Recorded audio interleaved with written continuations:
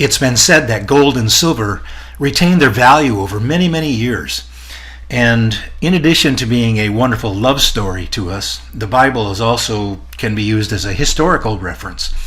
So I went in and did a search, found 4 instances in the Bible where silver was used and recorded. Silver was recorded to buy land. What I'm going to do here is I'm going to give you the answer, the punchline first, and then if you're still interested in the details, you can stick around and listen. Here we go. Abraham bought a cave for approximately 700 grams of silver per acre. Jeremiah bought some land for approximately 35 or 36 grams per acre. That was a bargain. Think of that. That's a little over an ounce of silver per acre. We'll talk about that. There's a reason for that. That's kind of the oddball. We may have to throw that one out of the sample here as a special situation. Judas betrayed Jesus, sold him for 30 pieces of silver. The priests used that money to buy a field, which is called Ekaldama. You can look that up in Wikipedia too. And I calculate that was approximately 466 grams per acre of what that cost. Now, if you look at current land prices, I did some searching in about 3 different locations, and the land values are ranging between 600 grams per acre to 3,500 grams per acre. Does silver retain its value over time? I think it does. Now, we may be a little bit underpriced on silver right now, but look at this. I mean, everything's in the same range, right? Contrast this with like the United States dollar, right? It's lost, 90 some percent of its value in 50 years. I mean, that's incredible, right? So here we're talking silver over thousands of years, 4,700 years, and it's still in the same ballpark of how much land you can buy with a gram of silver. I just think this is fascinating. Now let's go through these in more detail. So I mentioned there's one that I threw out of the sample. So Jacob bought some land, and it says he paid silver for the land, but there's no details. We don't know how much land he bought. We don't know where it was. We don't know how much he paid for it. That just doesn't give me anything to work with. So I had to throw that one out. All right, so Abraham, his wife dies. He goes to another wealthy landowner in the area and says, hey, let me buy this cave in the mountains, at the end of the field in the hills. They negotiate a price, 400 shekels of silver. We know about how much a shekel is. That's been established by archaeologists and historians. It's not super precise, but it's got to be between about 10.5 and maybe 11.6 grams is what the estimate is for a shekel. And this was part of the Jewish Judaism, the culture, the history of it.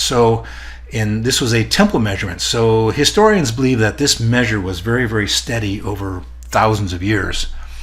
I looked at Wikipedia, I looked at satellite imagery. This location, this cave, is extremely well known. It's a tourist spot now, also a place of war as recently as 1967. And so I've estimated that it's approximately 7 acres. He paid 400 shekels. That's 4,200 grams, or about 700 grams per acre. All right, let's look at the next one. Now we know exactly when this one was, 588 BC. Jeremiah bought his cousin's land. So the way this worked in Jewish culture was if you got in trouble, your relatives had first right of refusal to pay off the bank, the mortgage, whoever held the mortgage on the land. That way, at least you had the honor of keeping the land in your family, right? So instead of just going to a general auction or seizing the land back or something, you could keep it in the family if somebody did that. Well, Jeremiah had a dream, and God told him, buy your cousin's land, help him out, do the honorable thing, and buy the land and keep it in the family. Well, why did he get it so cheap? Because Jeremiah himself had just prophesied, and an invading army was building up and about to attack them right there. So that's not the best time to be selling land. You're not going to get it for premium price when an invading army is coming in ready to steal everything.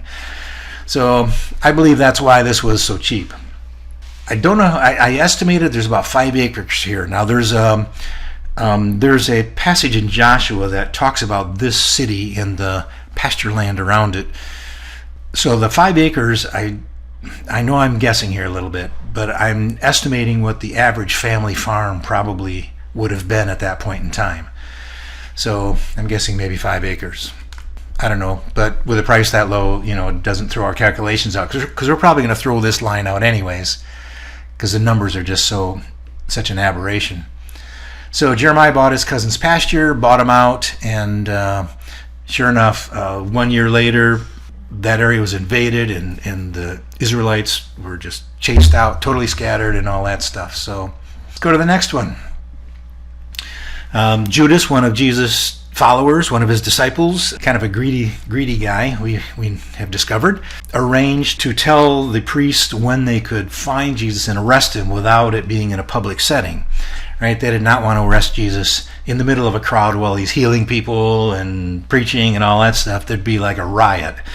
So they had to find a chance to catch Jesus when no one else was around. So Judas arranged that. He got 30 pieces of silver for that. Okay. How big is a piece of silver? Well, one of the things we know is that Judas took the 30 pieces of silver when he had regrets about what he had done. He took the 30 pieces of silver and threw them into the temple. Well, you're not going to throw 30 kilos of silver. That's way too heavy, right? Even a 10-ounce bar, if you had 30 10-ounce bars, you're probably not going to describe throwing those into the temple. You might describe dropping them in the temple, but it says he threw them into the temple. So I'm very confident that it was much less than 10 ounces per piece. I'm just making an educated guess here of maybe 2 ounces of silver per piece of silver. If you go to Wikipedia and you go to satellite imagery, I estimate that this location, which is now called Ekaldama, I estimate that it's probably about 4 acres. The priests bought the land because they did not want to use blood money, right? Jesus was innocent. They acknowledged that Jesus was innocent, by the way.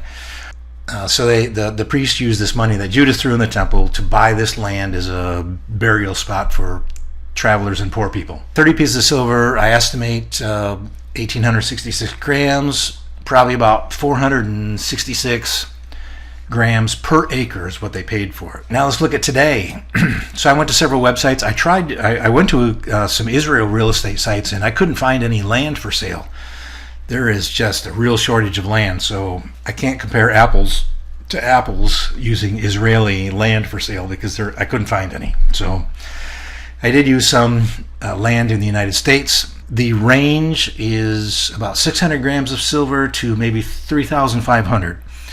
So the 600 grams per acre is some land that I found in Kansas and Colorado that's, I think, would be similar to these lands that we see here in Israel. It's not tillable land. It's not that rich of soil, right? But it is perhaps something you could have sheep wander around on and graze.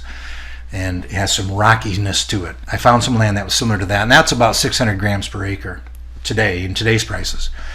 Now, that 3,500 grams per acre, that is actually 3.9 acres available near Miami. So this is going to be on the high end. Miami, on the east side, you've got ocean, and on the left side, you've got swamp. So there's very limited land area in Miami. So whatever land there is going to be priced pretty high. Look at this consistency. But let's throw out this Jeremiah one, because that was distressed property that he bought at a bargain because invading army was coming. So let's throw this one out. So now we've got 700 grams per acre, 466 grams per acre, between 600 and 3,500 grams per acre. If my Colorado and Kansas land equivalent is right, then that would mean that the value of silver as it's measured by land is very similar to what it was over 4,700 years.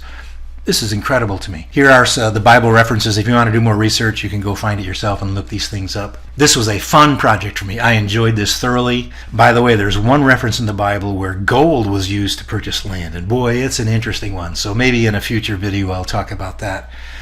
But I hope you found this entertaining. The Bible as a history book, it kind of conveys and reinforces this idea that silver retains its purchasing power over long periods of time.